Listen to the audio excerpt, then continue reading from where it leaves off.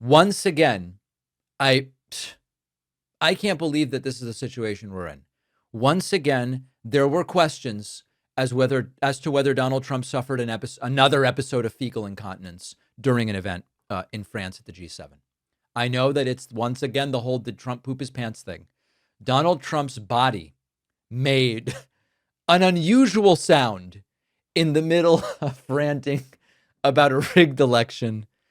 How does this keep happening? We ended up with the original members, but then when the election was... God. Oh, it's happening again, ladies and gentlemen. Oh my God. And listen, I don't know that we're going to be able to to glean that much from Howard Nutlick and Marco Rubio's facial expressions. But there are those who wrote to me and said they both seemed to tense up when they heard it. Original members, but then when the election was... All right. So Trump's body is making unusual noises. And then all of a sudden, he can barely complete a full sentence. And there were questions as to whether he was having a medical event during this presentation. Let's take a listen. And oil is dropping like it has never dropped before at levels that went in numbers down $7, down. Oil is dropping like it has never dropped before at levels when in numbers. I understand why people are worried that what happened is Trump simply doesn't understand the deal that he has signed with Iran. $8. They've never seen anything like that. $8. Trump insisting that before he came to power, the United States was a laughingstock, a mere laughingstock, with a Biden presidency that was not really a presidency, where he could only talk about the ice cream flavors that he likes. But what we have happening is Trump saying you can walk from Qatar to Iran when you can't. We have Trump potentially soiling himself again. We have Trump saying a reporter shot his load during a meeting, and he wants to talk about Biden. It's bigger and better and stronger. We're more respected as a country right now, I think, than we ever have been. And we were a laughingstock 2 years ago. They would laugh at us. We had a man that should have never been there. You know that. A man that would walk up to a podium once every year, and they'd ask him, "What flavor ice cream do you like?" "I like vanilla." Then he'd try and find the stairs, which he couldn't find most of the time, and he'd leave. This is very unfair reporting. And then you said you didn't know about that. You didn't know there was something wrong. We can never let that happen to our country again. To me, the worst. We had the worst inflation ever. We had the worst in prices and the costs. Not exactly a projection of strength and virility, that I can assure you. One of my favorite things that happens with Donald Trump, there are like TikTok pranks with this concept. When Trump needs English to English translation, it is absolutely one of my favorite things. Trump takes a question from a Japanese reporter.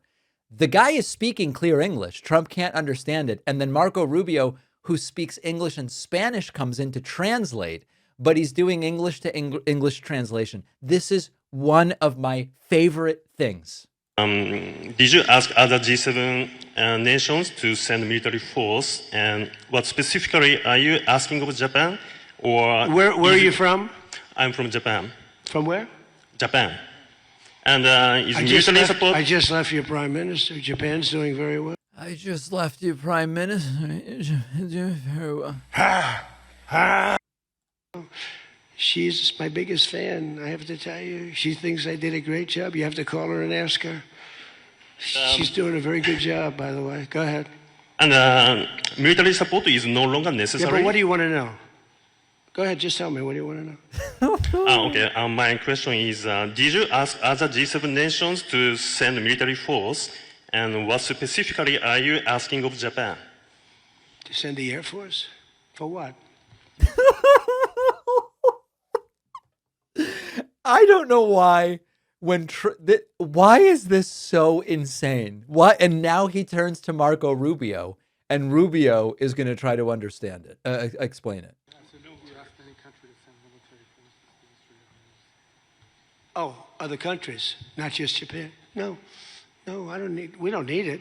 Oh, That's just, I've never seen anything like this. But by the way, how does Trump understand his own wife if he can never understand the reporters? There was an incident with an Indian reporter who spoke far clearer English than Melania, despite Melania being a genius, supposedly, and living in the United States for 30 years and speaking 7 languages. How does Trump understand Melania if he doesn't understand this stuff? I don't know why I find it so insanely funny when Trump needs English to English translation. At another moment, by the way, Trump seemed to forget JD Vance's name, searching around for it. That's got a man, a person, a good person. JD made a statement. It was A man, yes. A person, yes. A good person, well, I don't know. JD did it. And this was sort of building to this new thing we're going to dive more deeply into, which is Trump wants to have the credit of ending the Iran war if it looks good. But if the deal goes south, he wants to be able to blame JD Vance. And he's sort of joking about it, but they're actually starting to do it. Some element to this where you send the vice president. If it works out, great, you look like a genius for sending him. And if it doesn't work out, it's the vice president. I like that idea, sure. What? This way, if it works out, I'm going to take the credit. If it doesn't work out, I'm blaming JD. You better be careful, JD.